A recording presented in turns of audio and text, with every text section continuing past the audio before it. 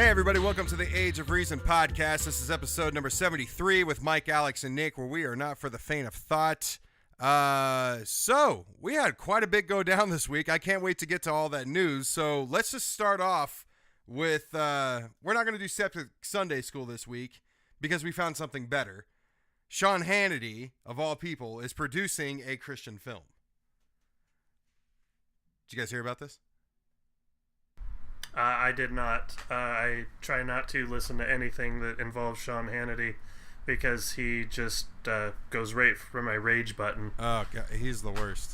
I could handle O'Reilly back when he was on there, but not Sean Hannity. Well, Sean Hannity has a movie called Let There Be Light, which is debuting. Its release date is October 27th, and the film was directed by and stars Kevin Sorbo, who was famous for 2014's faith-based God Is Not Dead. In addition to that, let me see. What else has this guy been in? So he was Hercules in the 1995 through 99 series. Let me see. He was in God Is Not Dead. He was in...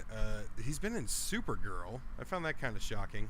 But he was also in The Unmiracle and... Joseph and Mary. So, I mean, obviously, religious films kind of run in this guy's wheelhouse. But Let There Be Light is a story of an atheist who has a near-death experience that challenges his beliefs in love, God, and family. The film will also feature music by Dionne Warwick and Travis Tritt. This is according to to Variety. So he's co-starring. This Kevin Sorbo guy is starring in this movie with his wife that is has Sean Hannity signed on as an executive producer, and in a release statement, they're quoted as saying that liberal Hollywood has increasingly moved the bar, making simple and honest films with solid faith and family values harder to find. This is a quote by Hannity.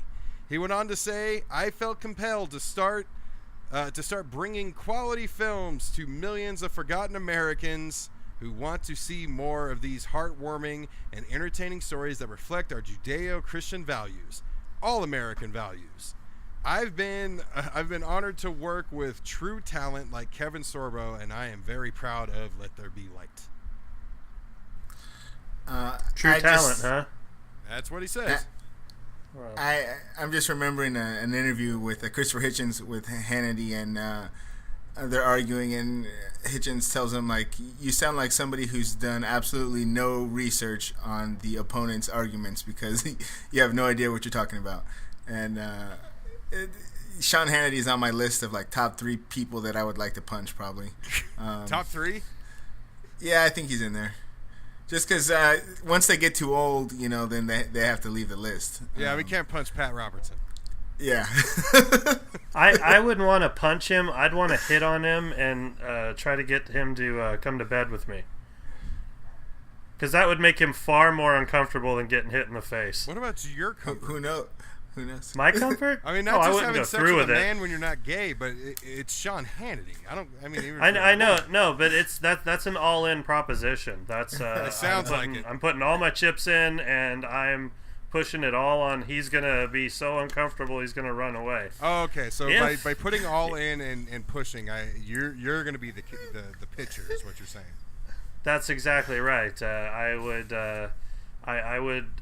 bet on him running away from it, and unfortunately, if he didn't, well, then I would insist on being the pitcher and not the catcher. So, all right.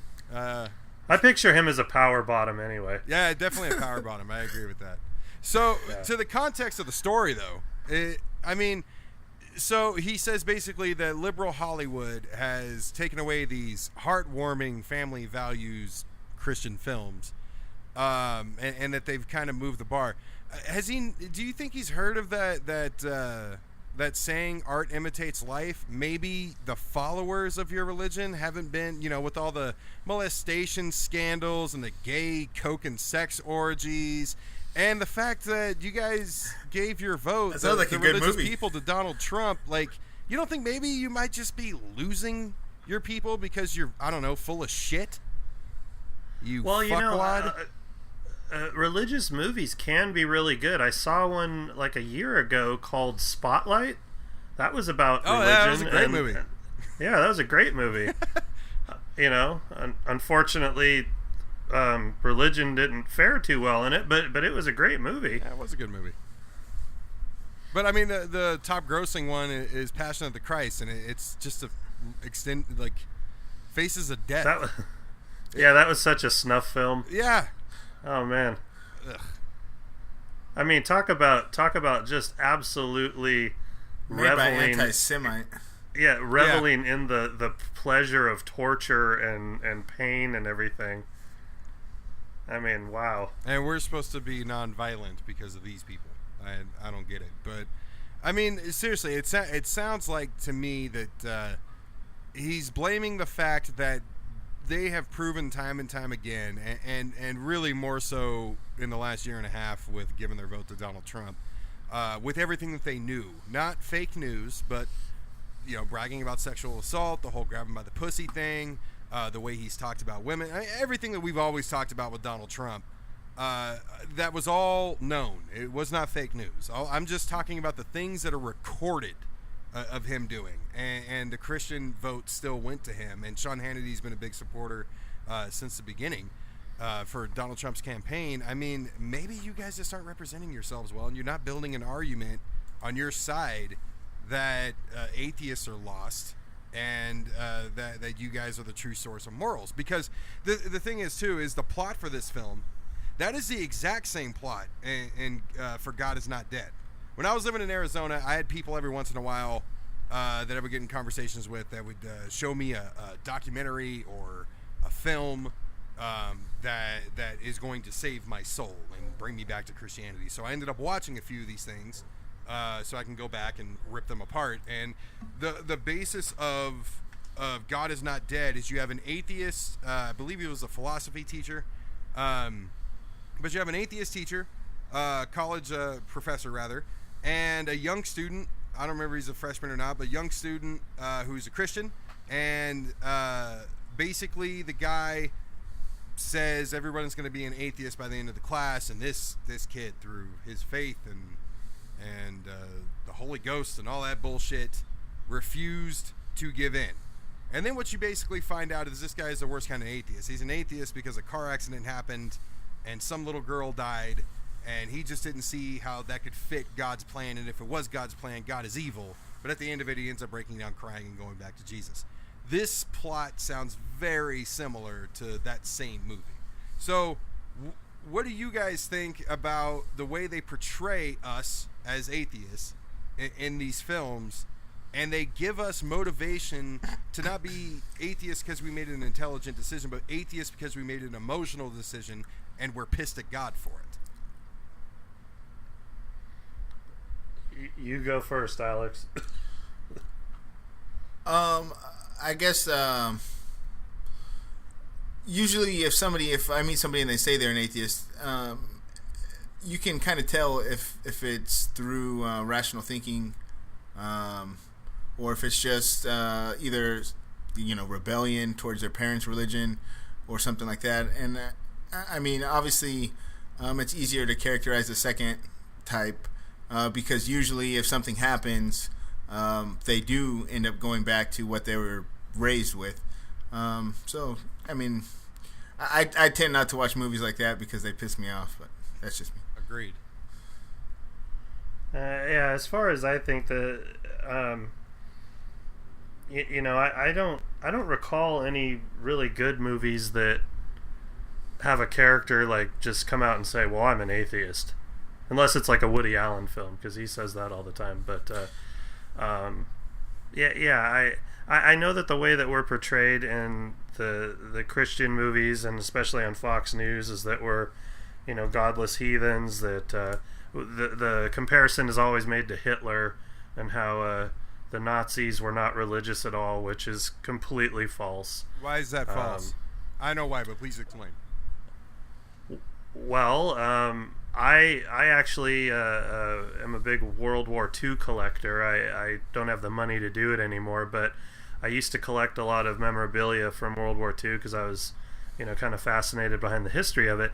And one of the things I ended up picking up were a couple of funeral cards for Nazi officers. And right on the funeral card, it has the Lord's Prayer in German and a crucified Christ right on the card. Also, the German army wore belt buckles that said "God is with us."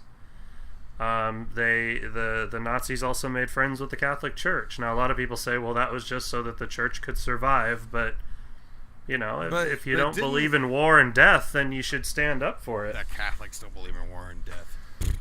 Yeah. But didn't Hitler sat on a council with the Pope at some point as well? Well, yeah, and Hitler invoked God in a lot of his works, so it's not, this is just another myth that people put out there, religious people put out there, because they want to say that people were, atheists are bad people, atheists are violent people, because they don't believe in God, they can commit atrocities. But Hitler was religious.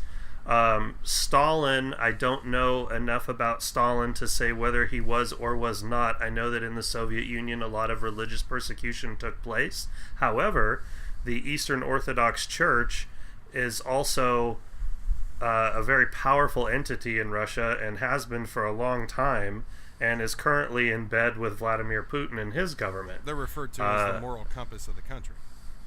Absolutely. So, not every horrible figure in history was an atheist, and in many cases, the most horrible figures in history were religious.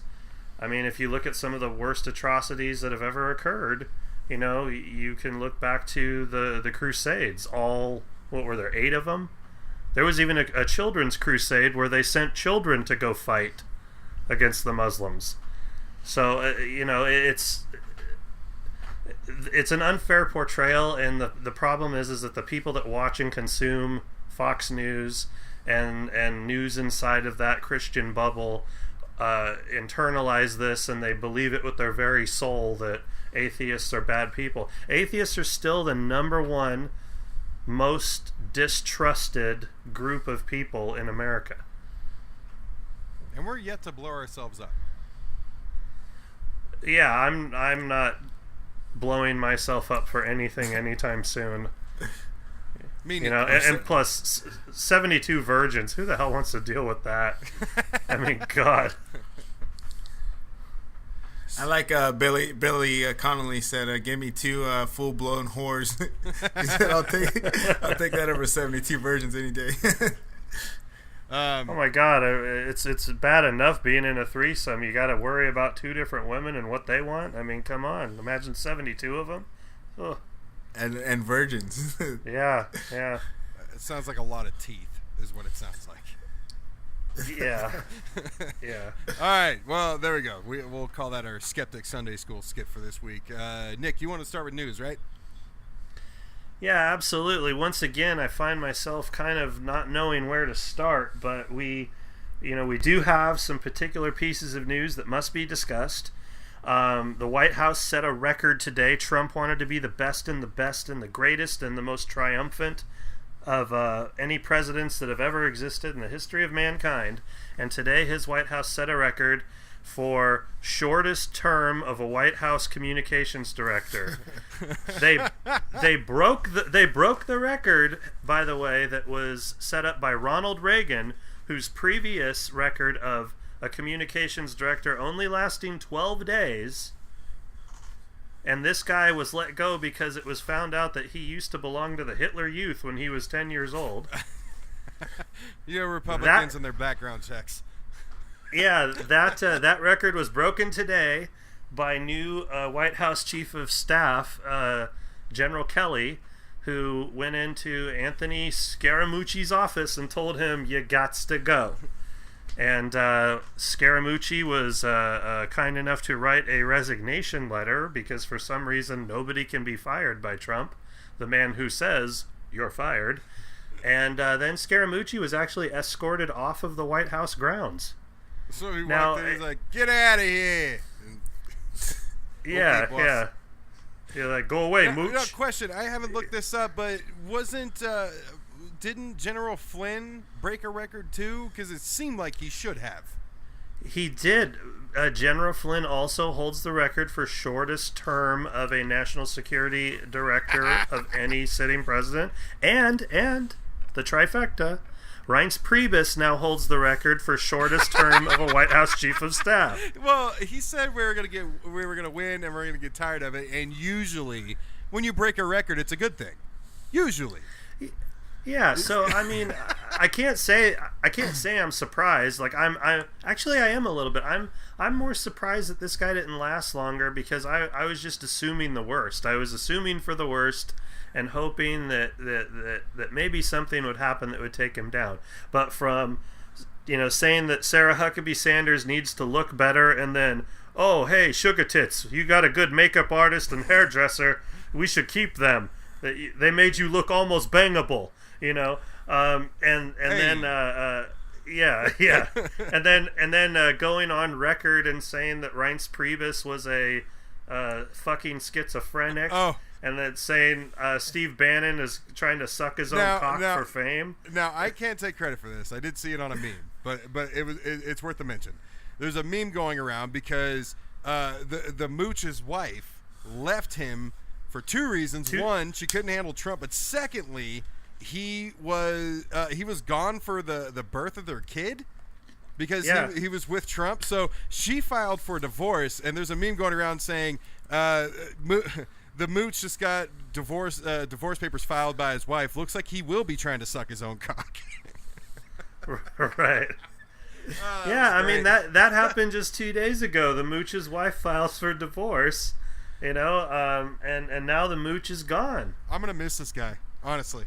I'm sure you gotta find entertainment where possible, and I just felt like this motherfucker was gonna be far more entertaining than Sean Spicer.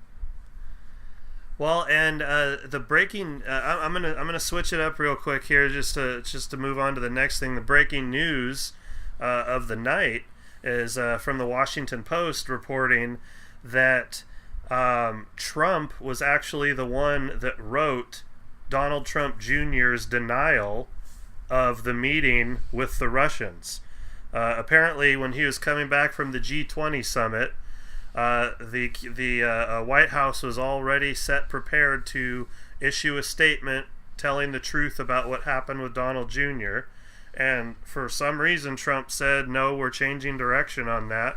And he dictated the exact response that later came out to be a complete fabrication and lie, which made the entire meeting all that much worse. So now the White House is scrambling a bit because this could put him directly in danger of obstruction of justice. And I was just going to say, this is the first piece of tangible evidence of collusion, of being involved in collusion. Well, no, not. It's more see, of a again, cover-up. That's the thing. It's not collusion. It's cover-up. Right. See, the whole thing is Mueller may never prove that the Trump campaign worked with the Russians, but if he can prove that Donald Trump tried to cover up any sort of evidence that may point to that, then it's obstruction of justice. And, frankly, firing Jim Comey and now writing this letter in which he lied ain't looking good. Well, it's looking great. But Well, I mean, for Mike from Pence, his perspective. Yeah.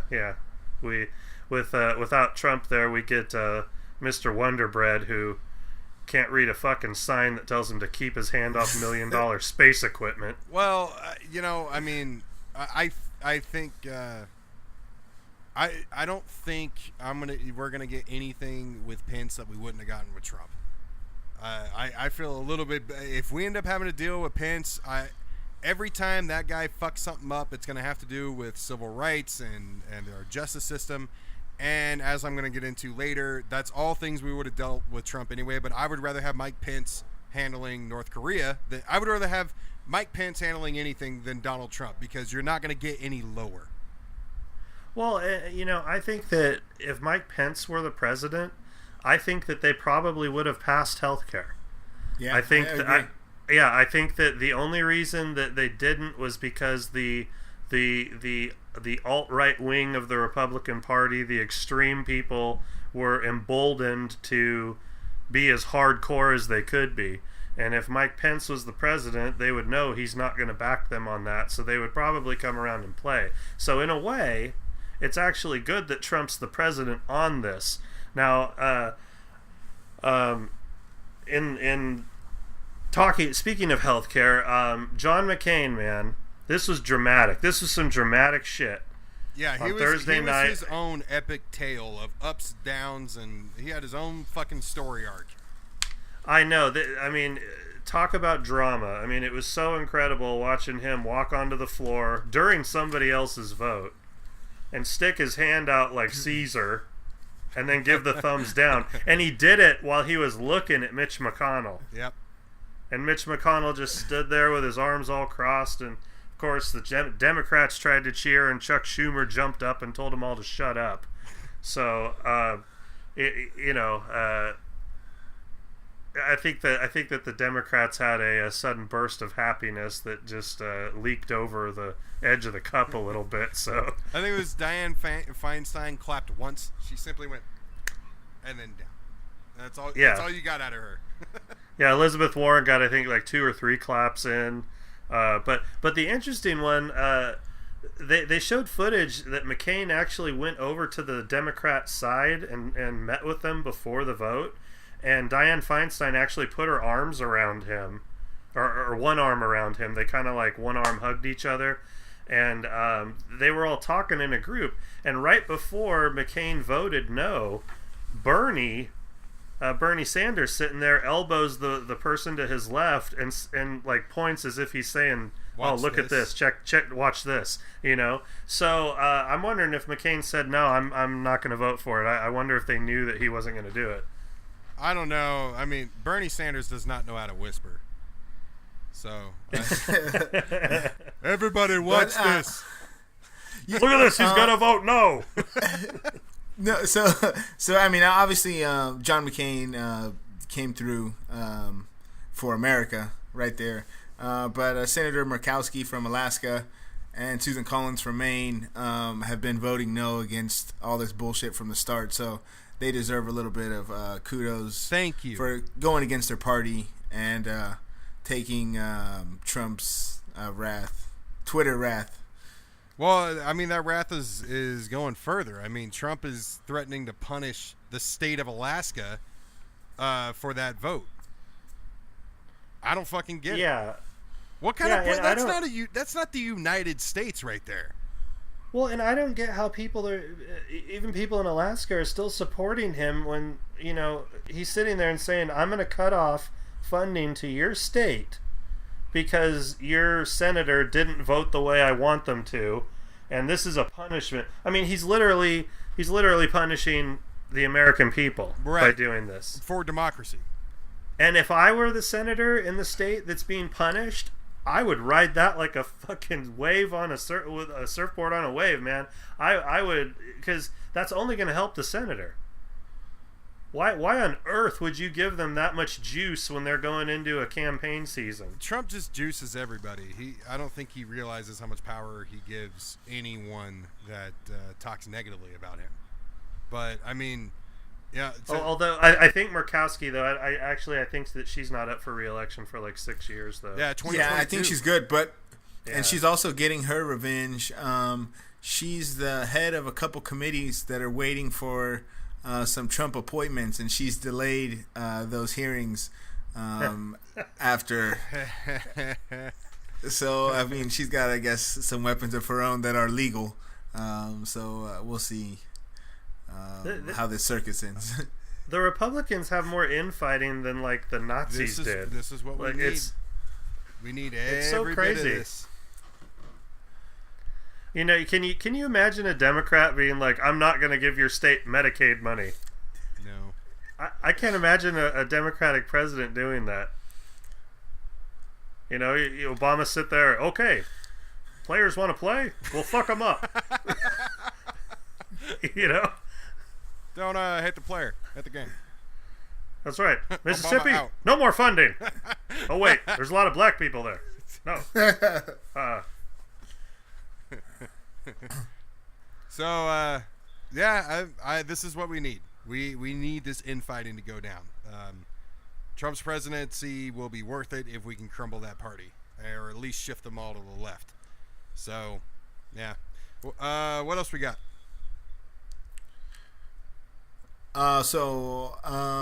Asset forfeiture. Jeff Sessions has moved in the last couple weeks to roll back some of Eric Holder's laws in place limiting asset forfeiture. Basically, what it is if you're accused of a crime, you don't have to be convicted. If you're accused, the government can seize your car, your house, your property on the basis that it's drug money or criminal, basically criminal activities. I was reading an article here, and it actually said in 2014 that more money was taken from people due to asset forfeiture than from burglaries. The conflict of interest is, in most cases, the department that seizes it actually gets to keep the money for themselves at the end of the day. So it's almost like an incentive program to rob your take shit. Good stuff. Yeah, exactly. So there's been several cases, and actually this is kind of a bipartisan issue. 80% of the country believes that this is wrong.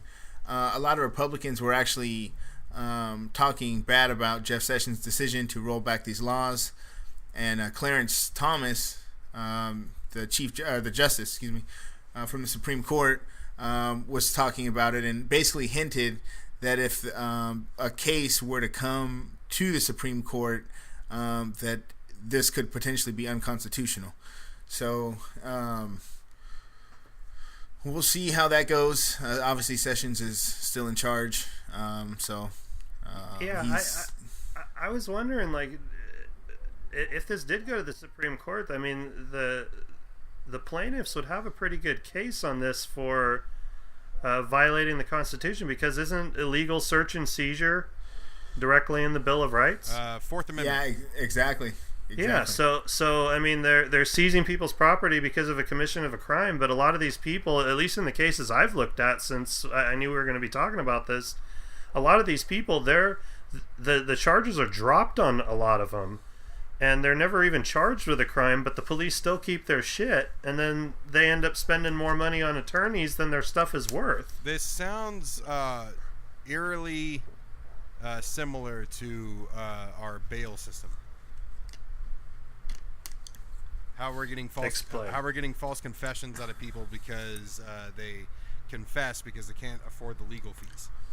So we've talked about it before. Basically, it's a vicious cycle. You get a parking ticket or something like that you can't afford to pay, so they add on interest and late fees and all that. You still can't afford to pay. Or you go out and commit a crime, and they both kind of lead to the same destination, where you get into a position where you confess or serve time in jail, which ends all your income, you lose your job, whatever the case. And we have a lot of false confessions happening because they get a lighter sentence dangled in front of them, and then on the other side they have a defense attorney who has 400 cases going on at the same time that basically just tells them to go ahead and do it because there's no way they can fight their case, and they end up getting a false confession. So we've discussed this in more detail in the past. Yeah, the public defenders. I think the statistic was in Fresno. Like, they're supposed to have, I think, like 100 cases a year, and right now they're up near 1,000 cases a year. Yeah, exactly. So they don't even have time to sit and meet with their clients. So they try to get them the reduced sentence. Now, what do you guys think is up here? Because Jeff Sessions is reigniting the war on drugs. He's opening up broader definitions of asset forfeiture, and they're at the same time reducing the money that goes to public defense spending, and they eliminated the funding to the Criminal Forensic Science Division of the Department of Justice, which is the department that defines what forensic evidence interpretations are. So when you're in a court case and you need something to be interpreted or maybe even tested by the federal government as opposed to your local government, they're no longer going to be able to do that. Sounds like he's stacking a really big deck against a certain group of people. That's what it sounds like to me. Yeah, I mean it doesn't look good to be in trouble. I mean, of course, the bottom line, I can hear it right now from people is, well, just live an honest life and don't get in trouble. Oh, fuck that. Yeah. It doesn't work. But Tell being that to Philando Castile. well, I can't. He was Oh, yeah, never that's in right. trouble. We He was can't just killed. because some pussy ass police officer who was too afraid to be doing his damn job shot him like 4 times. So speaking of pussy-ass police officers, I do have one more thing that just happened today. Your old sheriff, Arpaio, was found guilty. Yes! So he was found guilty of misdemeanor criminal contempt for failing basically to stop his policies of pulling over people and checking for papers. He faces 8 years in jail, but they said based on his age, which I think is 85, he's not likely to see any jail time. Bullshit. Put that motherfucker in a tent in the middle of Arizona in his own goddamn tent city and put him in a pink striped fucking suit. Fuck that guy. Well, and his tank. I did. I'm not sure. I don't think we mentioned it, but the guy that replaced him is getting rid of the tent city. Good. So that is a little bit more humane. Don't cheer for jail, man. He could end up in that cell with you. Yeah. I need to do something about this room. Alright, what's next? All right. Mike, it's Oh, is it my turn? you, All right. brother. Sweet. So, everybody remember, I don't know, maybe a month or so ago when Ted Nugent came out and said he's going to be a kinder, gentler Ted as opposed to a lion Ted or a piece of shit, loudmouth, fucking hypocrite hick Ted Nugent. Well, that went away. So, during Ted Nugent's 6,609th live performance, why this was counted, I don't know. But it was a 6,609th live performance. Last week in Bonner Springs, Kansas. Well, he broke his vow of civility. And this wasn't even about anything current. He lost his temper over Obama again. And I really fucking wish people would shut the fuck up about Obama and Hillary. I don't get it. But anyway, here's what he does. Towards the end of his concert, throughout the whole concert apparently, he's talking about barbecue, hunting, guns, the real American dream shit, but nothing crazy. Towards the end of the concert, he gives a shout out to the military. And then he says, I'm sorry you had to serve 8 years under a commander-in-chief who was an absolute piece of shit. And if that offends you, you're a piece of shit too. Why are we still doing this? Because they're trying to erase the sacrilegious and abominable act of making a black man the president of the United States. They have to get rid of all evidence that he was the president, and if they can't get rid of it, they're going to sully it and besmirch it and make it all as negative as possible, because they cannot stand the fact that darky was in the White House. Sure. And I'm speaking in their language, of course. Yes, I exactly. would never say that. So, well, there went that. So he came out a month or so ago and said that we need to basically extend empathy and love to one another, including our enemies. And Bill Maher came out and invited him on the show. I don't know if that's going to be happening now. I really want to see it, but I mean, I don't know. I don't understand where the hatred comes from. I get it, but at the same time, I don't understand how you can look at Donald Trump and complain about the last guy. Because I haven't heard one of us complain about Bush in quite a while. Like, Trump's totally taken that away. Like, Bush was the last president I complained about. Now I got Trump. I feel like Lindsey Graham. I miss George Bush. Like, I would much rather have George Bush in that office. Right. Yeah. Everybody's speechless. I got the list of Republicans. I mean, you can name any freaking Republican that you could feel him. I'd rather have them. Obviously. Yeah, I was hoping for Mitt Romney back when there was that rumor that he was going to throw his name in the ring just to challenge Trump. I was all for it. Instead, Trump embarrassed him over a steak. Yeah, that was. I mean, yeah, that was funny, but at the same time, that sucks. I just got a piece of breaking news, which I hoped to God was true, but I researched it real quick, and it is not, unfortunately. Fake news. It said breaking news: Scaramucci posts nude photos of his wife as revenge for divorce. Oh God! But this was immediately knocked down by Snopes.com. So. Oh. Not that I wanted to see the pictures, but I love drama coming out of that White House. That's not out of the White House. Huh? That's not good. That's not good drama. Revenge porn. Yeah. No, I know. No. I know. No. What I'm saying is anything that adds to their scandals, I am all for. It just would have been the cherry on top to the whole womanizing Trump administration storyline. Oh, good for her.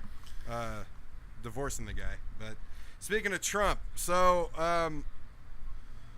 dipshit went to Long Island last Friday and gave a speech to a bunch of different law enforcement representatives that were there. And this motherfucker, this shit pisses me off. So just to give you guys a quote, he says, "Please don't be too nice," Trump told the officers to applause, and basically told them that, you know how you put the hand on the head to make sure they don't smack their head on the car? You could take the hand away. We need to be tougher with our suspects. Says somebody who's never dealt with another human being. Said a suspect, for one. But secondly... Yeah, suspect, exactly. But secondly, suspect. That's suspicion. That's the whole reason we call them suspects. It's innocent until proven guilty. Until then, you are a suspect. I mean, this guy's the king of bullshit. He's the king of saying shit before he ever. I mean, this is exactly what people that you constantly get in arguments with are doing. They say stuff and they've never researched anything. From his, transgender people are not going to be allowed to serve in the military anymore, and the generals come out and go, "Yeah, no, that Twitter doesn't make things like that happen." To him today, apparently saying that as punishment for not passing health care, he's going to withhold the health care of all of the all congressmen and senators and their families. God, we've actually wanted that to happen for quite a while, but over different reasons. But he cannot do that either. Yeah, I know. I mean, the checks and balances, it's just like, he must obviously have no idea what it means, but the judicial system has to step in here pretty quickly, it seems like, because he's just walking all over Congress. And the judges. He's walking all over everybody. I wish they would. I'm really I'm blown away by the Republicans in our government who sit back and, I mean, Mike Pence is the guy that's going to sign your shit no matter what. He will sign it. And at least with him, you've got an affable, gray-haired, super ultra-Christian moron who will basically bend to your will. I mean, I'm making judgment calls on the guy, but that's exactly what he has done by being Trump's vice president and getting out there and backing him up at every moment when he's completely wrong. Right. So he'll do that for you. So get this crazy nutbag out of the fucking White House, because he is going to start a war soon. Yeah. I can feel it in my bones. He is going to do something, because he is just getting bombarded by bullshit, and he can't take it. Thin-skinned pussy. Yeah, Donald Trump he really is a little bitch. I mean, somebody to come out and fucking encourage police brutality on top of all the bullying that he does on his own, but to encourage police brutality while we have a police brutality problem, and that's not what we need. We've said it before. There are, 9 out of every 10 fucking cop I am fully positive is a police officer for the right reasons and really does want to do everything in their power to make their community a better place. More power to them. I will always support that, but it's these 1 out of fucking 10 that we need to keep an eye on. And when the president comes out and says what he says, we need to be rough. We need to be tougher with our suspects. Take the hand away. I don't fucking. I mean, it's gonna get worse. I'm positive it's gonna get fucking worse. But why do we need to take the hand away? Why do we need to be tougher? I don't get that point either. What's the thinking way behind to that? get an obedient society is to basically beat them down. The way to handle violence is with violence. Yeah. Uh-huh. That's the only logic I'm getting out of this. No, that is what it is. It's that tough. It's that kind of false bravado where we're tough and we beat criminals and then they're not gonna misbehave. The Philippines, and echoed by the U.S. Exactly. Now. One of the good memes I saw is just remember that FBI when he gets indicted. Take the hand off the head. Yeah, I mean, again, another example of a guy who is living in a rich man's world, and he's never been down on the ground with actual real people and seen how conflict resolution needs to happen there. Because what happens, I'll ask you to, if you go into a confrontation with another man and you decide that you're going to escalate to being tough right away, what is that guy going to do? Hey, he's going to meet you or beat you. Right. So, that's the whole, behind the whole thing of, criminals with guns. Like, the criminals always have better guns. Well, that's because you guys keep stepping up the game with the cops. Good point. It's not going to be long before the criminals get tanks. As a matter of fact, when I used to work up in Washington and I would have meetings with Border Patrol, they actually showed us a picture of an Escalade that they stopped at the border that was outfitted like the president's limo with bulletproof doors and glass, and it had a .50 caliber machine gun mounted in the back. And that belonged to a criminal organization based in British Columbia. So if they're rolling with hardware like and that, that's just the Canadians, right? Yeah. We're gonna shoot you now, eh? The first 50 of those 50 Okay. cows are blanks, I'm sure, but it's not going to be like that with the fucking Mexican drug cartels, which I know already has tanks because they have part of the Mexican fucking military. But yes, I mean that's definitely a good point. But pretty much, I mean, the whole meeting force with force shit. One of two things happen. If you try to use intimidation on somebody, they're either going to rise to your occasion or they're going to try to overdo it, and you're going to come to a fist fight. And I don't mean to sound cliche, but physical fights rarely solve anything. Or, like, I'm a big guy. If I walked up to somebody tiny and I truly did intimidate them, I didn't prove my fucking point. Like, what is worth it? Is it worth more to be feared or worth more to come to a conclusion? Like, if anybody's ever been married, coming to a conclusion is pretty much what you want to do whenever the hell you can. It makes life more complicated when people aren't doing what are doing what you want them to, but on the same side they start scheming against you, which is exactly what's going to happen. Because anytime a large amount of people have been oppressed, there's uprisings and innocent people get killed in the crossfire. It's all he's leading us towards. Yeah, look at Venezuela. You know, all the sanctions against their country because we don't like their form of government.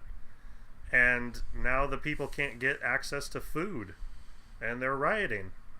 Well, we got sanctions in Russia, too. Russia's packing up about 700 of our 1,000 diplomats that we got over there and shipping them back in retaliation to the sanctions. It's just... Putin gave them all a message for Trump, each one. It's going to be a long chain message, but he's slipping them a note. It says, pass this to Donald Trump. Yeah, and what's going to happen when Trump decides to, whip out his pencil eraser and start flashing it at North Korea? His pencil eraser. Is China going to back them up? Is Russia going to step in and do something now? I mean, are we going to have a proxy war like the Korean War originally was? At this time with nukes? Well, we had nukes back then and we didn't use them. I mean, nukes are such an extreme...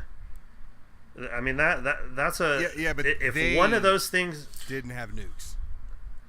No, Korea didn't have nukes, but China did and Russia did, and both of them were feeding North Korea during that war. So, I mean, I think that was one of the reasons MacArthur got fired during the Korean War was because he wanted to nuke China. He kept telling Truman, "Let me nuke China." China. Haven't heard that word in a while. And Donald Trump's going to sit back there and he's going to just flick the tip, thinking about MacArthur and how strong he was wanting to nuke China. I mean, the man knows nothing. Yeah, and fuck that. Says Donald Trump everything. doesn't know who MacArthur is. He probably thinks it's Mac Arthur and he was some fucking rapper from the 80s. He has no fucking clue who Douglas MacArthur was. Fuck him. He's like, he's a good man. He went to the best schools. Yeah, he learned the had best an album history. featuring Frederick Douglass, right? He's a good friend Freddie of mine. D. Yeah. It was Freddie D Freddie featured D. on Mac Arthur's right. album. Fuck him. Well, he does compare himself to Lincoln quite a bit, and Yeah, he does. he did say he wants to be on Mount Rushmore. Yeah. Oh, I was just joking, though. It was just a joke. Yeah, he said it was a joke. He said that he has to say it was a joke, otherwise the media would crucify him, which means it wasn't a joke. Yeah, exactly. We've talked Exactly. we've talked you about freaking idiot. Trump's we've talked about how the whole insult to, he really did opposing to what Jeb Bush said. He really did insult his way to the White House, and we've kind of talked about the fake news and stuff before, but I don't know. A big turnoff for me is when somebody talks themselves up too high. And when he says he's the most presidential president since Abraham Lincoln, which I think he said just last week. But you're right, he does compare himself to Lincoln a lot. And all the bragging that he does, when did that become a turn on compared to a turn off? I don't get it. Like, I've never met anybody who was well liked because they were full of their own dick. Like, I don't get it. When did that happen? Yeah, but when you're rich, it's different. If you're rich, people are gonna. I mean, you got a lot of yes men. But I mean, the voters. When did bragging like that become appealing to voters? Well, I mean, honestly, and that's the biggest. That's where all his acting skills came into play when he tried to appeal to the people in Michigan. And convince them that he was on their side. He knows what it's like to, work check to check or whatever. No, sure. Like, I get why people voted for him. I understand. No, I know, but do? he had to sell. He had to sell They wanted to throw Washington on top of its own head. Like, I get it. I don't fucking agree with it. I feel like there was a better choice.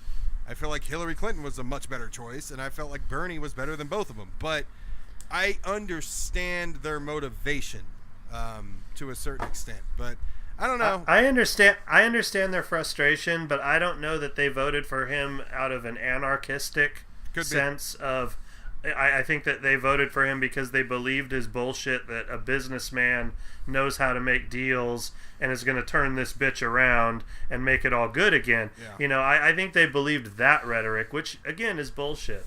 But you asked the question about when did it become okay, and I feel like it's always kind of been okay, because growing up, I had a conversation the other day with a German, and they have a completely different understanding of America and a sense of America than we do.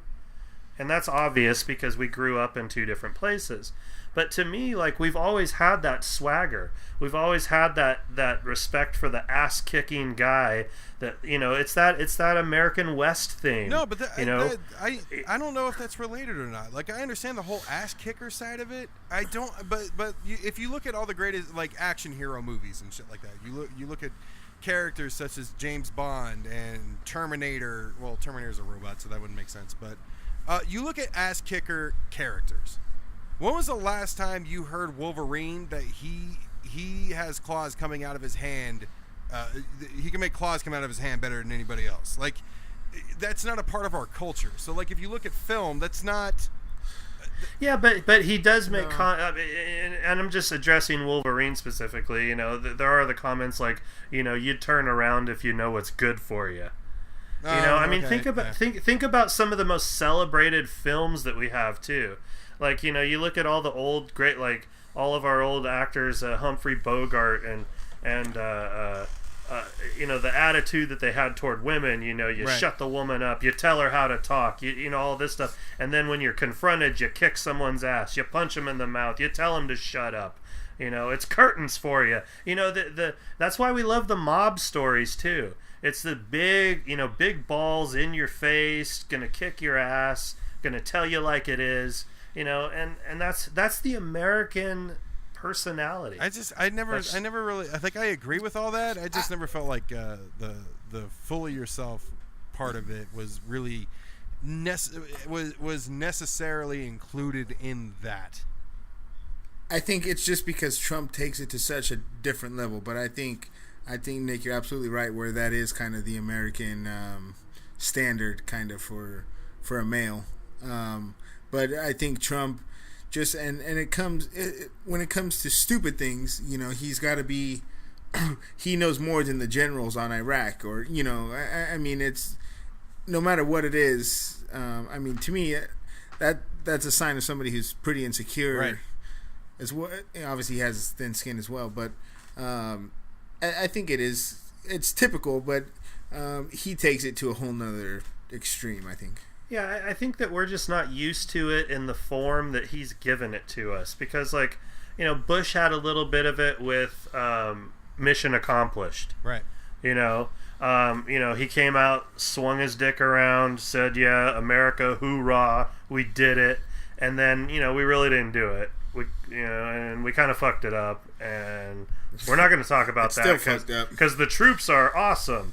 And then Obama even had just the teensiest bit of it. You saw it when he came out to announce that Osama bin Laden was dead. That long walk. I killed Osama walk.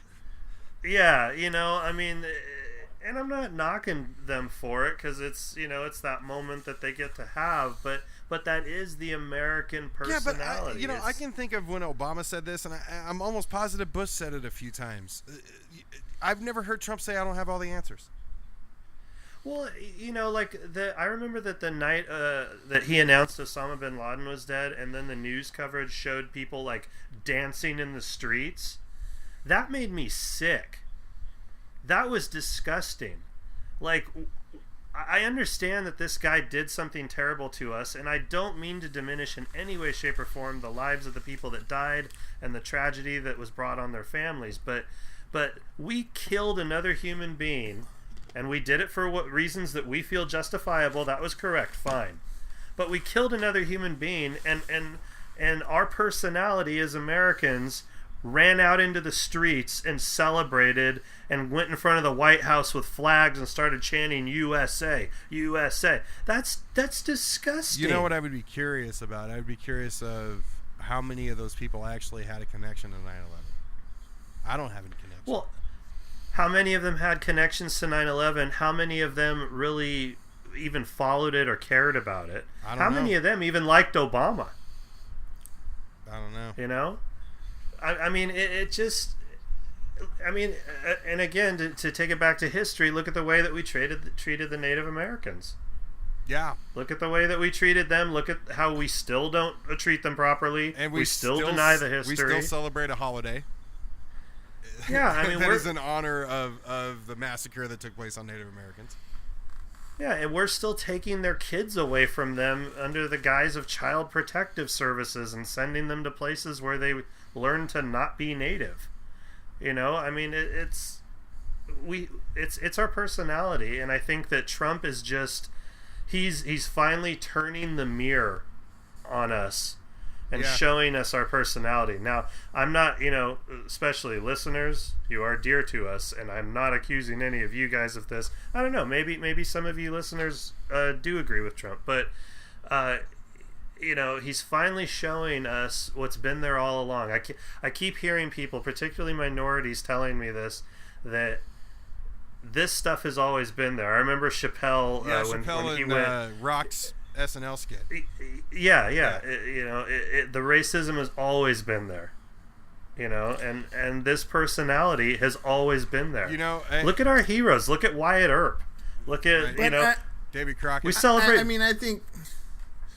Go ahead, Alex. I'm sorry. I think. Oh no, you're good. I think, to be fair though, you know, when you look at basically every country, you know, that's advanced as ours has pretty much a similar kind of past, and I think it's more telling on the way that we're failing to move forward, and we, I guess, you know, obviously gay rights has advanced a lot in the last 10 years, and you know, there's a couple other things as well, but I think it's more telling that we're failing to move forward right now than kind of our history. Not to make an excuse for it, but I think that, I mean, obviously, you know, you look at like South Africa, or England. Pretty much any advanced country has a dirty history, you know, or a dirty background, I think. Yeah, but one of our dirtiest parts of history is happening right now. Yeah, well, and we don't acknowledge it. Like, Alex, when you went to Germany, I don't know if you saw any of this, but when my father came back, he told me that he saw a lot of examples of this, and it really shook him to the core and told him a lot about the German people, was the memorials all over Berlin to World War II, where they have a plaque up that says, you know, these families of Jewish peoples lived here and they were sent to Auschwitz, and they have reminders of it everywhere. Yeah, it's all over the place. They have carvings in the cement and street names as well. Yeah, and that's can you imagine America doing that? Can you imagine the Deep South saying so and so was lynched here in 1960? Can you imagine any of that happening in America? Well, I mean, we do, and then, I mean, we have a Martin Luther King drive or avenue in every city, and coincidentally, it's the worst part of the town to live in. Yeah, that's real. That's real adequate there. And then, what do you mean? That's that's not adequate. But then again, on the flip side, in the South, you have KKK and white supremacy groups having even armed protests. We just had one recently whenever we try to actually take down a Confederate monument. But right. I think, and this is obviously maybe a deeper conversation, but freedom of speech is something that they don't have in Germany. I mean, it's illegal to say the Holocaust didn't exist, for instance, and I think that is a stupid law, and I think at some point, and I agree, where obviously they're not gonna forget and they're not gonna make the same mistake, but at some point I think you're doing too much, and I think by limiting free speech, I think Germany does too much in this regard. Well, we're doing the same thing here, though. Yep. We're banning protests and boycotts on Israel. You know, that may go through. And I mean, it doesn't. From what I understand, it doesn't apply to individuals. But I mean, if it did, I would announce a boycott of Israel on the show. Yeah, I mean, but corporations are individuals. Yeah, corporations are people too. But I mean, it does basically tell corporations that who they have to do business with. If they've already done business with Israel, they can't then stop doing business with Israel. And even on the Democratic side, that's not freedom. On the Republican side, that's not free enterprise. I mean, there's something on both sides of that aisle that conflicts with this. But especially the Republicans, but the Democrats too. I mean, we have such a hard-on for Israel in this country. I kind of get why. It's a strategic location. They're our number one ally in the Middle East, but fuck them. And I don't mean Jews. I mean Israel. I am not with Netanyahu and the way he came to power. And when Clinton tried to actually get peace with the Gaza Strip and with Oslo and all that, and we had peacemakers, and then they assassinated him, and then Bibi rose to power. So when I say fuck Israel, I don't mean fuck Jews. I mean fuck the Israeli government. I'm not down with that. And the America is just like we defend the rights of people to use racial slurs. We defend the rights of the Catholic the Westboro Baptist Church and the Catholic Church for that matter. I'll defend their right to say all of their damn bullshit. I don't understand why we have to have a law forbidding the boycott of Israel for corporations. And I always ask myself where it's going to lead. Is it going to lead to what Germany has? Because I agree with Alex. I think the testament that they leave to the Holocaust that we were talking about with the street signs and cobblestones and carvings, I think that's great. I think that's a good thing. But when you start limiting rights, I have a problem with that. Yeah, I don't know to the extent of what Germany censors. I had heard that you weren't allowed to have the swastika, and that you could go to jail for having that, and apparently that's not true. At least it's not true anymore. So I don't know.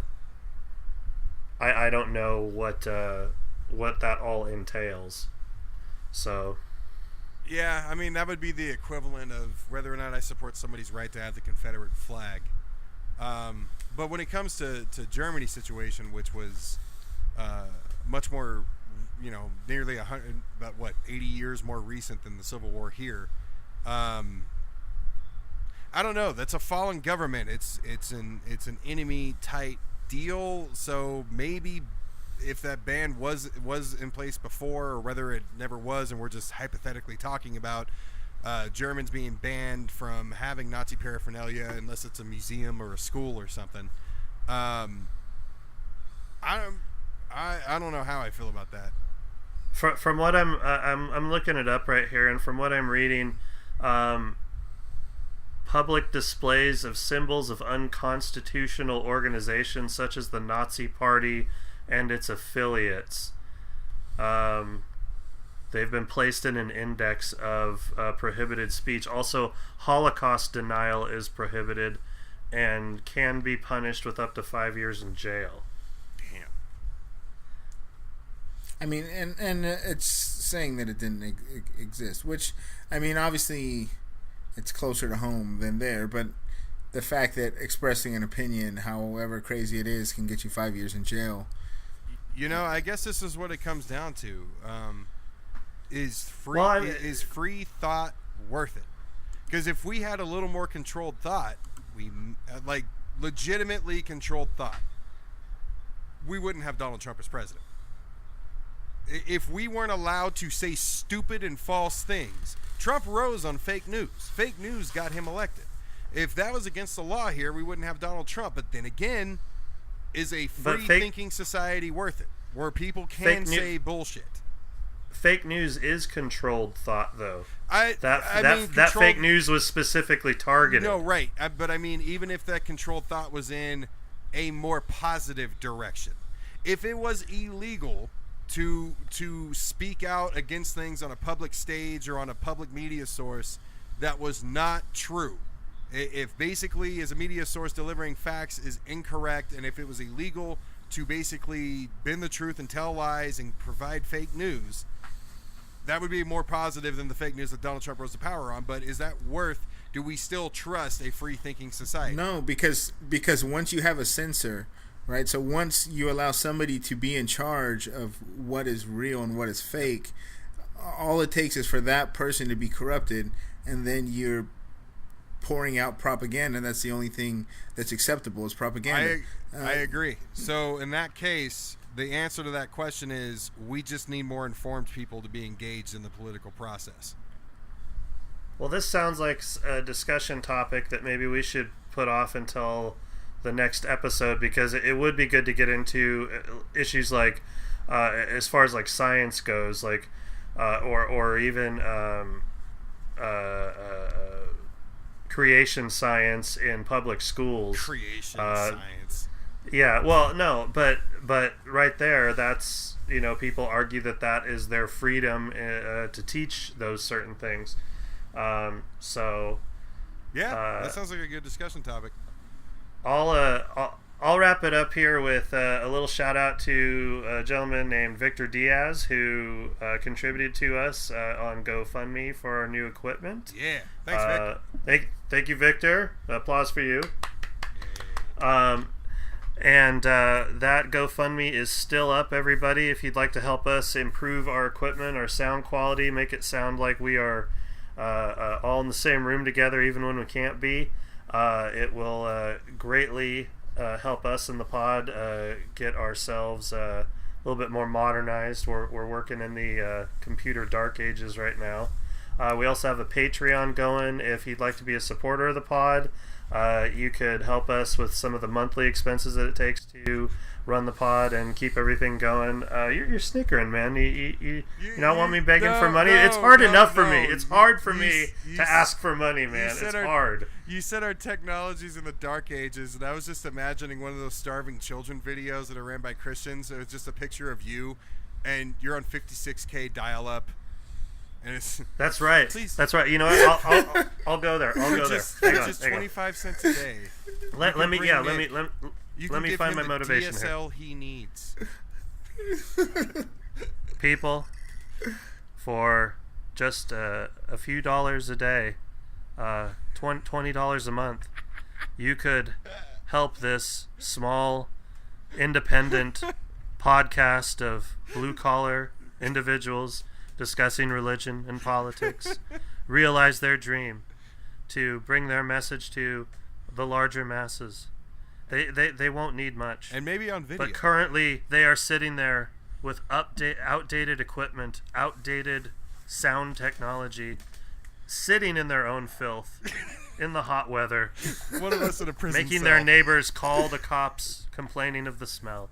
You can help us, so please find the change in your couch, whatever's in your car ashtray. Just give.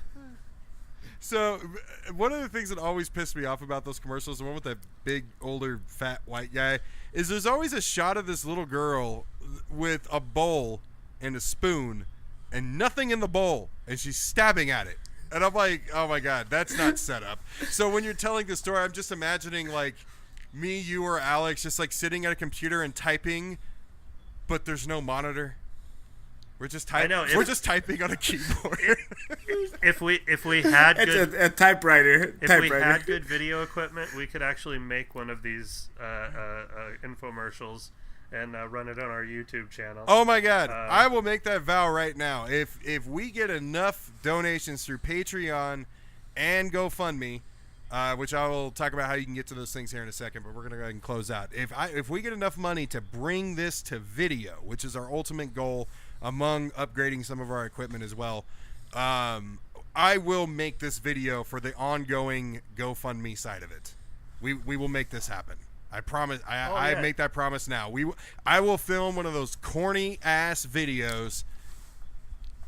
I already have it in my head, and we will put it up. If we get new equipment, we can do this all the time. Damn straight we can. We'll make an updated video the next time we need something. like microphones. We'll just be standing there with the XLR cable not plugged into anything. I'll figure it out. Anyway, so when it comes to the donations that Nick was talking about, you can get to Patreon through our Facebook page. I believe it's pinned up at the top of the news feed, so it's easy to find.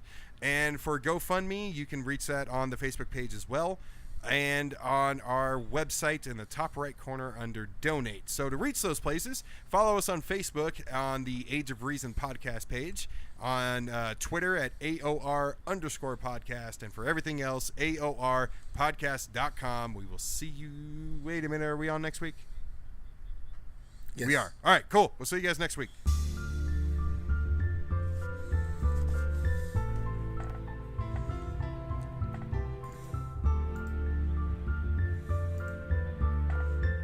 Ha ha.